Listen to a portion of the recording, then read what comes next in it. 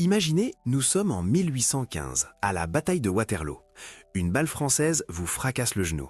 Vous êtes étendu dans la boue et un chirurgien du régiment se penche sur vous. Son tablier est rigide, durci par le sang séché de centaines de soldats. Il ne sait pas laver les mains. D'ailleurs, il pense sincèrement que le plus louable aide à la guérison. Dans sa main, une scie, avec laquelle, il y a 1 minute à peine, il a amputé la jambe d'un cavalier. Aucune anesthésie, juste un verre de mauvais brandy et une lanière de cuir entre les dents. Selon toute probabilité, dans 3 jours, vous mourrez dans un délire fiévreux causé par la gangrène. Maintenant, rembobinons le temps. L'an de notre ère, sur la frontière romaine en Germanie. Un javelot barbare se plante dans votre cuisse. Mais ici, tout est différent. Le médecin romain ne sent pas la pourriture, mais le vinaigre piquant. Ses mains sont propres. Il nettoie la plaie avec du vin chaud, vous fait boire une teinture d'opium et saisit un instrument en bronze. Il ne va pas scier, il va réparer. Il suturera les vaisseaux, recoudra la chair, et dans 1 mois, vous serez de retour dans les rangs. Comment est-ce possible ? Pourquoi entre le 1er et le 19e siècle, la médecine de guerre n'a-t-elle pas progressé, mais régressé au niveau d'un abattoir ? Pourquoi un légionnaire romain avait-il plus de chances de survie qu'un soldat de Napoléon ? Les Romains traitaient la médecine comme des ingénieurs. Leur système reposait sur 3 piliers. Le premier, le soldat est un investissement coûteux. Perdre un professionnel à cause d'une infection, c'est brûler l'argent du trésor public. Le deuxième, les outils. Leur scalpel et leur pince étaient si parfaits que leur design n'a pas changé en 2000 ans. Et le troisième, une hygiène paranoïaque. Ils ignoraient l'existence des microbes, mais ils inondaient toutes de vinaigre et ils aimaient stériliser les instruments à la flamme nue. Le feu était pour eux une méthode de purification presque sacrée. Pour un Romain, la saleté était un signe de barbarie, quelque chose appartenant au monde des Germains non lavés dans le fumier et non à l'homme civilisé. Et ce snobisme favorisait accidentellement la survie tout autant que l'acier. Analysons comment fonctionnait cette usine de réparation humaine. Regardez le légionnaire non pas comme un soldat, mais comme une ligne dans un rapport financier. Sa ceinture de cuir grince, la sueur et la poussière de la marche collent aux anneaux de fer de sa cotte de maille, le gladius teinte à sa ceinture. Chaque détail représente de l'argent. Le fer, le cuir, le grain, le vin, le temps des instructeurs, la solde. Mais le plus précieux est caché sous l'armure. Des années de dressage, de formation, la capacité de ne pas fuir quand un mur de boucliers barbares fonce sur la ligne. Pour former un tel combattant, il faut d'abord le sortir de son village, le nourrir, lui apprendre les formations, le forcer à lever son bouclier et à frapper avec son épée des milliers de fois, le faire courir sous la canicule avec tout son équipement, pendant des années. L'équipement est une dépense unique, mais la préparation est un investissement. Et plus le soldat est âgé, plus il a de cicatrices sur le corps, plus il coûte cher.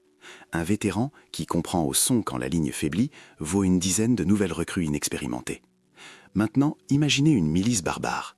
Le chef souffle dans une corne, les paysans affluent des villages. L'un a une fourche, l'autre une hache, l'autre le bouclier de son grand-père. Aujourd'hui, il laboure, demain, il est guerrier. S'il meurt, on prendra son frère. Personne ne calcule combien valait cet homme. Il ne valait presque rien. Inconsommable. Rome n'avait pas ce luxe. Si un légionnaire meurt, on ne peut pas simplement arracher le premier venu de son champ pour prendre sa place. Le centurion comprenait cela viscéralement. Lorsqu'après la bataille, il marchait parmi les corps gisant au sol, il ne voyait pas seulement du sang, mais des chiffres. Là-bas, gît un gars qu'il a passé 2 ans à entraîner pour tenir la ligne sous une pluie de flashs. Et là-bas, un vieux loup qui a vu 3 campagnes et sait comment empêcher la légion de s'effondrer dans un marais. Les perdre parce que quelqu'un n'a pas bandé une blessure à temps, ce n'est pas seulement douloureux, c'est tout simplement non rentable. Les Romains savaient penser avec cynisme. Pour eux, la Légion était comme une brigade spéciale moderne ou une équipe de cadres supérieurs.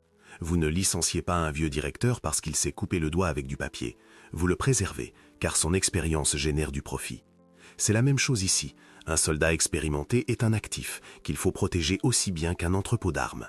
D'ailleurs, on peut construire un autre entrepôt, mais on ne peut pas cloner un tel vétéran. De cette logique est née une règle simple. Perdre un vétéran à cause d'une égratignure est un crime contre l'État. Et si Rome passait des années à transformer un paysan en machine de guerre, elle n'avait pas l'intention de le livrer à la mort sans combattre. Mais comprendre que le soldat coûte cher ne suffit pas. Si sur le champ de bataille un homme est fauché par une flèche, alors qu'autour tout hurle et que les rangs se brisent, quelqu'un doit, sous cette pluie de fer, ramper, faire un pansement, l'extraire et le traîner jusqu'au médecin. Et c'est ici que Rome fait ce que beaucoup d'armées ne feront pas avant 1500 ans. Elle construit une logistique de sauvetage comme elle construisait des routes et des aqueducs. Du moment où le fer pénètre en vous jusqu'au moment où vous tenez à nouveau ce fer dans votre main, vous êtes guidé le long d'une chaîne. Le premier maillon de cette chaîne, ce sont des hommes officiellement autorisés à ne pas manier l'épée, mais à sortir ceux qui sont déjà tombés. Des sanitaires qui ne se cachaient pas derrière les dos, mais plongeaient au cœur du massacre. Dans le grondement de la bataille, quand l'air tremble de cris et de cliquetis de métal, il est facile de manquer ces hommes qui ne courent pas vers l'ennemi, mais vers les leurs qui sont tombés. Ils n'ont pas d'énormes boucliers, ils ne tiennent pas la formation. Au lieu de cela, ils portent en bandoulière une sacoche ronde en cuir, la capsa. On les appelait les capsaris. C'étaient les premiers médecins de combat professionnels de l'histoire. Habituellement, dans les armées antiques, le blessé était livré à lui-même. Vous êtes tombé, avec de la chance, vos amis vous sortiront après le combat. Sinon, les pillards vous achèveront ou votre propre cavalerie vous piétinera. Dans la Légion romaine, la survie a cessé d'être une loterie. Dans chaque cohorte, il y avait des hommes désignés dont la seule tâche était de surveiller ceux qui tombaient et de courir vers eux. Imaginez, c'est l'enfer autour. Un javelot vole, quelqu'un hurle de douleur et le capsarius rampe dans la boue pour atteindre le blessé. Qu'y avait-il dans ce sac? Aucune magie. Des bandages de lin serrés, des garrots, une gourde d'eau, une éponge avec du vinaigre pour laver la plaie et peut-être de l'huile. Rien de superflu. On n'opère pas sur le champ de bataille. La tâche du capsarius n'est pas de guérir, mais de donner une chance de survivre jusqu'à l'arrière.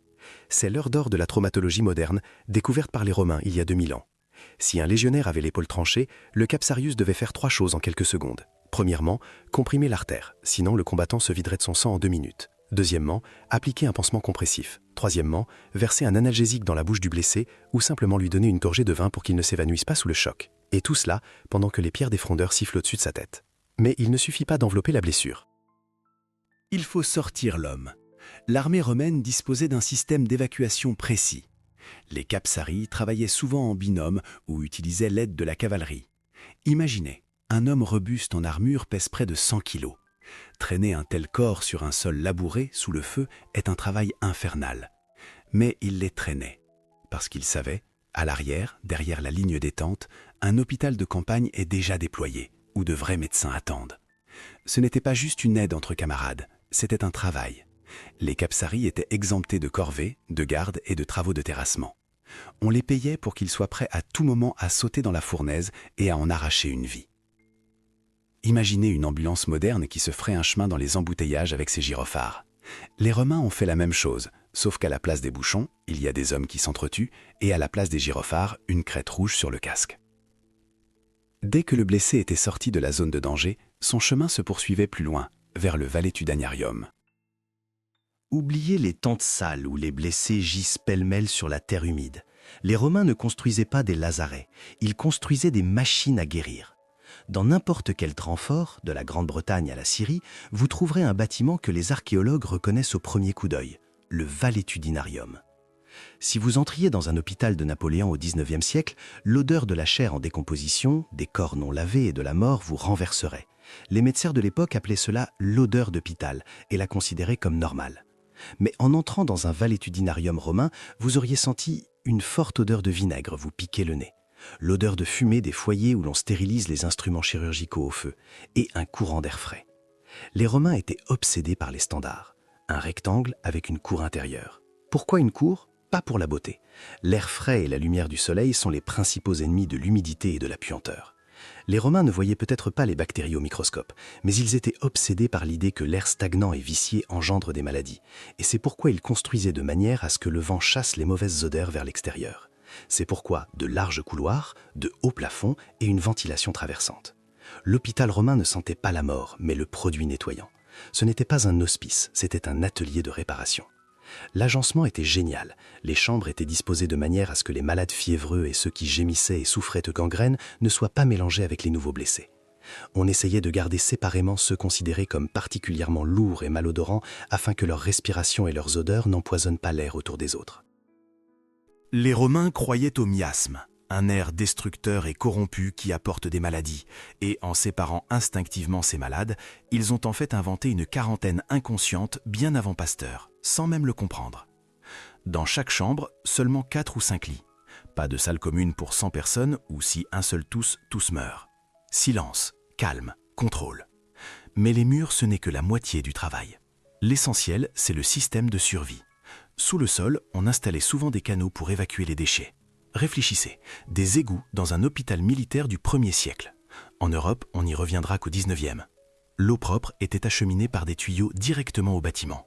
Pas besoin de courir avec des seaux à la rivière où l'on lave les chaussettes en amont. L'eau était la base de tout, pour boire, pour laver le linge, pour laver les sols. La saleté dans le Valais du Danarium était inacceptable. Qui travaillait ici? C'était une véritable corporation. À la tête, le Medicus Castrensis, le médecin-chef militaire. Un homme éduqué, souvent grec, connaissant l'anatomie non pas par des images. Sous lui, un personnel de médecins juniors, de penseurs et même d'administrateurs qui tenaient le registre des malades. Oui, les Romains tenaient des dossiers médicaux. Légionnaire Gaius, 3e cohorte, plaie tranchante au tibia, admis aux ides de Mars, traité au vin, 3 points de suture posés, sorti. La bureaucratie sauvait des vies, car le médecin de l'équipe suivante savait ce qu'avait fait le précédent. Ici travaillaient aussi des esclaves sanitaires. Ils changeaient le linge, sortaient les bassins, nourrissaient ceux qui ne pouvaient pas tenir une cuillère. La cuisine de l'hôpital préparait à part, des bouillons, des bouillies, du pain pur. Un organisme affaibli ne digère pas la grossière pitance du soldat. Le Valais du Danarium était une forteresse dans la forteresse. On y apportait des corps belisés, et il en sortait des soldats s'appuyant sur un bâton, prêts à retourner dans les rangs. Mais pour réparer un homme, les murs et le bouillon ne suffisent pas. Il faut des outils. Et quand nous ouvrons la trousse d'un chirurgien romain trouvé à Pompéi, les mains d'un médecin moderne commencent à trembler. Pas de peur, de reconnaissance. Imaginez que vous entriez dans la salle d'opération d'un hôpital moderne. Que voyez-vous? Du métal brillant, des formes strictes, rien de superflu. Maintenant, transportons-nous à Pompéi, dans la maison du chirurgien. Sur la table est disposé un ensemble qui a reposé sous la cendre pendant près de 2000 ans. Si l'on pose côte à côte des instruments modernes et romains, vous commencerez à confondre lequel est lequel. Le scalpel. Les Romains les fabriquaient en acier ou en bronze. Un manche avec des rainures pour ne pas glisser dans une main ensanglantée, des lames interchangeables de différentes formes. Oui, des lames interchangeables. Émoussées, on jette, on en insère une nouvelle. La forme du scalpel ventru pour les longues incisions est exactement la même qu'aujourd'hui, parce que l'anatomie humaine n'a pas changé et les Romains ont trouvé la géométrie idéale de l'incision par l'expérience. Les pinces. Il faut comprimer l'artère pour que le patient ne se vide pas de son sang pendant que le chirurgien travaille. Les pinces hémostatiques romaines avaient le même mécanisme de fixation, les mêmes anneaux pour les doigts, les mêmes rainures sur les mâchoires que les pinces de Billroth utilisées aujourd'hui. Les ingénieurs de Rome comprenaient la mécanique de la saisie des tissus mieux que bien des forgerons médiévaux. Et maintenant, regardez cet objet, un tube métallique en forme de S. À quoi cela ressemble-t-il? Un passe-partout? Une pièce de plomberie? Non, tout homme va frissonner à cet instant. C'est un cathéter que l'on introduisait dans l'urètre.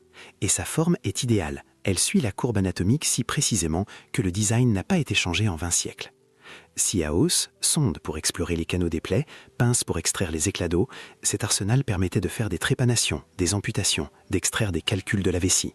Ce n'étaient pas des couperets grossiers. C'était un instrument de haute précision, équilibré pour la main du maître. Mais il y avait aussi des choses apparues spécifiquement pour la guerre. La médecine romaine réagissait au progrès de l'armement. Les ennemis utilisaient des flèches barbelées. Les Romains ont inventé les écarteurs de plaies, les diastoleus. Un mécanisme à vis écartait les bords de la chair pour que le médecin puisse voir ce qu'il y avait à l'intérieur sans charcuter le patient à l'aveugle. Ils ont même créé des cuillères spéciales pour nettoyer les os du pus et des éclats. Chaque détail criait que la chirurgie est un artisanat exigeant la précision d'un mécanisme d'horlogerie. Le médecin romain n'était pas un mage, c'était un technicien du corps humain. Et il avait un jeu de tournevis et de clés pour tout type de panne. Mais il y avait une panne qui mettait dans l'impasse même les médecins expérimentés. La flèche. Surtout une flèche avec une large pointe barbelée fichée profondément dans la chair. On ne peut pas tirer, les barbes transformeront muscles et veines en hachis. Découper signifie faire un trou énorme qu'on ne pourra pas recoudre. Cela semblait être une impasse, mais les ingénieurs romains ont regardé le problème et ont créé un instrument devenu légendaire, la cuillère de Dioclès. Une flèche dans le corps n'est pas seulement un objet étranger, c'est une bombe à retardement. Si la pointe a des barbes dirigées vers l'arrière, tenter d'arracher la flèche transformait une perforation nette en une grave plaie déchiquetée. Les crochets déchiraient les vaisseaux, les nerfs, les tendons. Le soldat ne mourait pas de l'impact, mais de l'extraction. Un médecin ordinaire, dans une telle situation, soit abandonnait, soit coupait la chair autour, transformant le patient en invalide. Mais il y avait un gars, Dioclès de Caryste. Il a regardé le problème non pas comme un médecin, mais comme un mécanicien. Si les barbes empêchent la sortie, il faut les neutraliser à l'intérieur du corps avant de commencer à tirer. Ainsi est née la cuillère de Dioclès. Imaginez une étroite gouttière métallique, ressemblant à un demi-tube. À l'extrémité, des rebords de protection. Le chirurgien introduisait cet instrument dans la plaie parallèlement à la hampe de la flèche, le métal glissait à travers la chair, écartant les tissus jusqu'à buter contre la pointe. Et c'est là que la magie opérait. Le médecin recouvrait délicatement la pointe de la flèche avec la cuillère, comme avec un étui. Les barbes qui devaient déchirer la viande sur le chemin du retour se retrouvaient pressées contre le métal de l'instrument. Les bords tranchants isolés. Clic, le piège s'est refermé. Maintenant, le chirurgien pouvait tirer tranquillement sur la flèche et elle sortait avec l'instrument, glissant sur le métal lisse et non sur la chair vive. Génial? Absolument. Simple, comme tout ce qui est génial. Cet instrument sauvait des milliers de vies, là où auparavant l'amputation était la meilleure issue. C'était le triomphe de la pensée technique sur la force brute des armes. Les Romains ne soignaient pas seulement les conséquences de la guerre, ils inventaient des contre-mesures. Mais sortir la flèche, c'est la moitié du travail. Maintenant, vous avez une plaie ouverte dans laquelle sont entrés de la boue, des morceaux de vêtements et de la terre. Dans un monde sans antibiotiques, c'est une condamnation. Ou pas. Les Romains ne connaissaient pas les formules chimiques, mais ils avaient leur propre arsenal contre la mort invisible. Nous avons l'habitude de penser qu'avant Lister et Pasteur, les gens vivaient dans la crasse et mouraient de septicémie à la vue d'un clou rouillé. C'est vrai pour le Moyen-Âge, mais pas pour Rome. Les Romains étaient obsédés par la propreté. Leurs termes ne sont pas juste un endroit pour se laver, c'est un culte. Et cette obsession, ils l'ont traînée jusque dans la chirurgie. Dans l'arsenal du médecin, il y avait deux armes liquides principales, l'acétume, le vinaigre, et le vinum, le vin. Le vinaigre fort est un acide, il tue les bactéries sur le coup, bien que les Romains eux-mêmes n'auraient pas parlé de bactéries, mais simplement du fait que la plaie après un tel lavage suppure moins et guérit mieux. Le vin, surtout vieux et fort, fonctionnait comme un antiseptique alcoolique. On lavait les plaies avant l'opération, pendant et après. Ça piquait à en faire jaillir des étincelles des yeux, mais ça sauvait la vie. La deuxième arme, le feu. Les instruments avant l'opération étaient souvent chauffés au rouge ou ébouillantés. Encore une fois, une expérience purement empirique. Si le couteau est passé par le feu, il cause moins de problèmes. Ils utilisaient même du miel, un antibiotique naturel qui empêche les bactéries de se multiplier. On appliquait des pansements au miel sur les plaies propres, créant une barrière contre l'infection. Des mains propres, de l'eau pure, que l'on appréciait dans la Légion plus que le vin, des bandages lavés à la lessive de cendre. L'hôpital romain ne sentait pas la pourriture, mais l'odeur piquante du vinaigre et des herbes. C'était une zone hostile à l'infection, même s'ils expliquaient cela par la lutte contre la mauvaise odeur et l'air pollué, et non contre des microbes invisibles. Et maintenant, imaginez que toutes ces connaissances ont été prises et jetées à la poubelle, oubliées comme un cauchemar. Et pendant les 1500 ans suivants, les médecins seront fiers de la croûte de crasse sur leur blouse. Bienvenue dans l'enfer des temps modernes. Parfois, l'histoire n'avance pas. Parfois, elle trébuche, tombe face contre terre dans la boue et y reste des siècles. Après la chute de Rome, la médecine ne s'est pas seulement arrêtée, elle a reculé dans les âges sombres de la superstition. Les connaissances sur l'hygiène, minutieusement rassemblées par les médecins antiques, ont été déclarées inutiles et parfois même nuisibles. Au XIXe siècle, la situation a atteint l'absurde. Les médecins de l'époque des guerres napoléoniennes considéraient le pus comme un bon signe. Il existait le terme « pus louable ». Ils croyaient que la suppuration faisait partie du processus de guérison. Se laver les mains? Pourquoi? Un gentleman est toujours propre, disaient les chirurgiens en essuyant un couteau ensanglanté sur leur redingote avant d'inciser le patient suivant. La redingote sale était un signe d'expérience, une médaille de courage, mais en réalité un foyer de mort. Et là, les armes à feu entrent dans l'équation. Une balle n'est ni une flèche ni une épée. Une bille de plomb, s'aplatissant sur l'os, transforme les tissus en une bouillie sanglante, enfonçant à l'intérieur des lambeaux d'uniforme sale, de la terre et des résidus de poudre. C'est le milieu idéal pour la gangrène. Un Romain recevait une coupure nette d'épée que l'on pouvait laver et recoudre. Un soldat à Waterloo recevait une plaie contuse avec un os fracassé, dans laquelle on fouillait immédiatement avec des doigts sales. Le résultat était monstrueux. La mortalité due aux blessures des membres au XIXe siècle crevait le plafond. Si une balle touchait l'os, l'issue était unique, l'amputation, et une amputation sale, rapide, à la chaîne. Les chirurgiens rivalisaient de vitesse. Larrey, le chirurgien de Napoléon, pouvait couper une jambe en 2 minutes. C'était nécessaire pour que le patient ne meure pas de choc traumatique, car il n'y avait pas d'anesthésie. Paradoxe. Technologiquement, le monde avait fait un bond en avant. Des canons et des fusils étaient apparus, mais le soldat mourait d'infection plus souvent que le légionnaire de César. Nous avons appris à tuer plus efficacement, mais nous avons désappris à sauver. Un médecin romain, voyant un lazaret de 1815, l'aurait brûlé jusqu'aux fondations, avec ses collègues les prenant pour des nuisibles. D'ailleurs, à propos du choc traumatique, il existe un mythe selon lequel, dans l'Antiquité, on frappait simplement le patient sur la tête avec une massue, ou on le saoulait au vin jusqu'à l'inconscience, genre « souffre en silence, tu es un homme ». C'est un mensonge. Les Romains n'étaient pas des sadiques, ils étaient des pragmatiques. Hurler et s'agiter sous le couteau du chirurgien gêne le travail. Oubliez les scènes de cinéma où l'on fourre un morceau de bois entre les dents du héros. La pharmacologie romaine était plus puissante qu'on ne le pense généralement. Ils n'avaient ni éther ni lidocaïne, mais ils avaient la nature, qu'ils savaient traire. Le gros calibre, le pavot à opium. Les Romains connaissaient parfaitement ses propriétés. Le jus épais des capsules de pavot était séché, roulé en boule et dissous dans du vin. C'est un analgésique et sédatif très puissant. Le patient ayant pris une telle teinture ne perdait pas complètement conscience, comme sous anesthésie générale, mais tombait dans une profonde torpeur. La douleur devenait lointaine, sourde, quelque part en arrière-plan. Il ne hurlait pas, il se calmait simplement. Le deuxième composant, la mandragore, une racine enveloppée de mystère qui contenait en réalité de la scopolamine et de l'hyoscyamine. Au bon dosage, elle provoque le sommeil et l'amnésie. Une personne pouvait subir une opération et ensuite se souvenir vaguement de ce qui s'était passé. Il y avait aussi la jusquiame et les graines de laitue. Dioscoride, médecin militaire de l'époque de Néron, décrivait des recettes d'éponges soporifiques. On imbibait une éponge de mer d'un mélange d'opium, de mandragore et de ciguë, on la séchait et avant l'opération, on la trempait dans de l'eau chaude et on donnait à respirer les vapeurs ou on la plaçait sous le nez. Bien sûr, c'était un risque. La frontière entre le patient ne sent rien et le patient a cessé de respirer était mince, mais les médecins expérimentés savaient trouver l'équilibre. Le but principal, immobiliser, pour que le chirurgien puisse faire cette incision d'orfèvre sans craindre que sa main ne tremble à cause des convulsions du malade.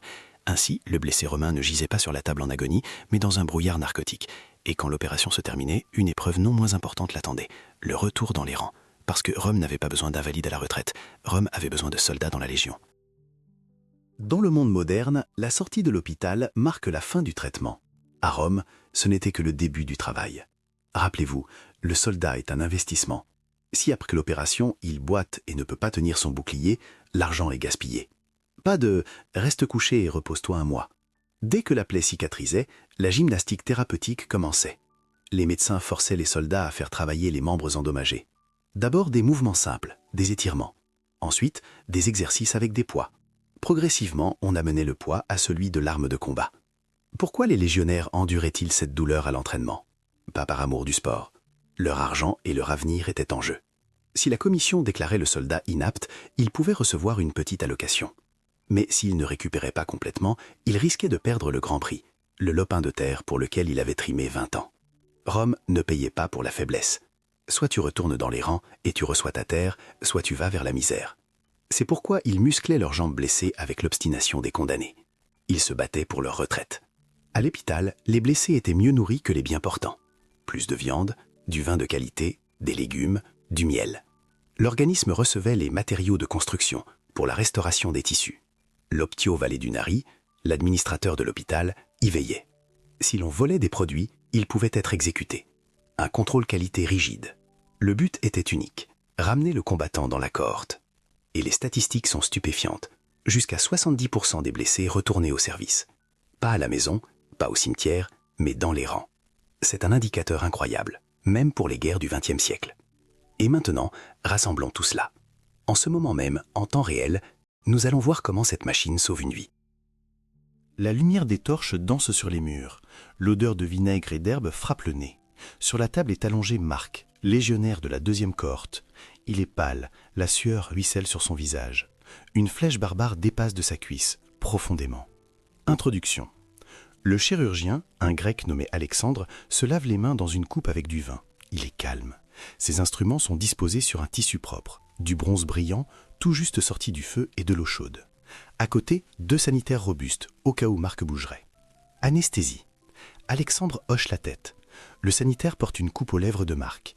Il y a là du vin épais et sombre avec de l'opium. Marc boit avidement. 1 minute plus tard, son regard devient vitreux. Sa respiration se régularise. Il est là, mais la douleur s'en va quelque part au loin. Traitement. Le médecin prend une éponge généreusement imbibée de vinaigre. Il frotte la peau autour de la plaie. Ça siffle, ça mousse. La boue et le sang sont lavés. Le champ de bataille est nettoyé pour l'affrontement principal. La cuillère de Dioclès. Alexandre prend l'instrument. La fine gouttière entre doucement dans la plaie. Marc mugit entre ses dents, son corps se tend, mais l'opiot le tient. Le métal grince contre le métal, la cuillère a trouvé la pointe. Le médecin fait un mouvement imperceptible, recouvrant avec les ailes de la cuillère les moustaches mortelles de la flèche. Clic, le piège s'est refermé. Une traction fluide vers soi et la flèche sort, sans toucher un seul gros vaisseau. Bruit de métal, la pointe tombe dans le bassin. Finale. Il y a du sang, mais ce n'est pas une fontaine. Alexandre prend une aiguille avec un fil de soie. Un point, un autre, un troisième. Les bords de la plaie sont rapprochés parfaitement. Par-dessus, une couche de miel et un pansement de lin. C'est tout. Marc vivra. Dans un mois, il prendra son bouclier. Dans 2, il tuera celui qui lui a tiré cette cache. Le système a fonctionné. L'Écart Podcast. Nous avons l'habitude de penser que l'histoire est un escalier qui ne mène que vers le haut, que demain nous serons plus intelligents qu'hier. La médecine romaine prouve le contraire. Nous pouvons tout perdre. Nous pouvons oublier ce qui sauvait des millions de gens et sombrer dans les ténèbres de l'ignorance pendant 1500 ans. La leçon de Rome est simple et cynique. L'humanisme naît du pragmatisme. Les Romains ont créé une grande médecine non pas parce qu'ils étaient de bons samaritains, mais parce qu'ils savaient compter l'argent et apprécier le professionnalisme. Ils ont construit un système où la vie humaine avait un prix concret, et ce prix, ils étaient prêts à le payer. La prochaine fois que vous verrez le scalpel d'un chirurgien, souvenez-vous, sa forme n'a pas été inventée dans un institut de recherche moderne. Elle a été inventée par un artisan romain inconnu il y a 2000 ans, pour ramener un légionnaire de l'autre monde. Et ce légionnaire marche toujours quelque part dans notre mémoire, vivant et en bonne santé, grâce au vinaigre, au bronze et à la logique de fer de l'Empire. Et pour finir, une question. Imaginez que vous avez une machine à remonter le temps et une douleur aiguë au ventre. Vous avez le choix. Allez voir le meilleur chirurgien de Londres en 1850 ou un médecin militaire de la Légion sur la frontière barbare en l'an 100. À qui demanderez-vous de l'aide? Écrivez honnêtement dans les commentaires à qui vous confierez votre vie, à un gentleman en redingote sale ou à un boucher antique avec du vinaigre.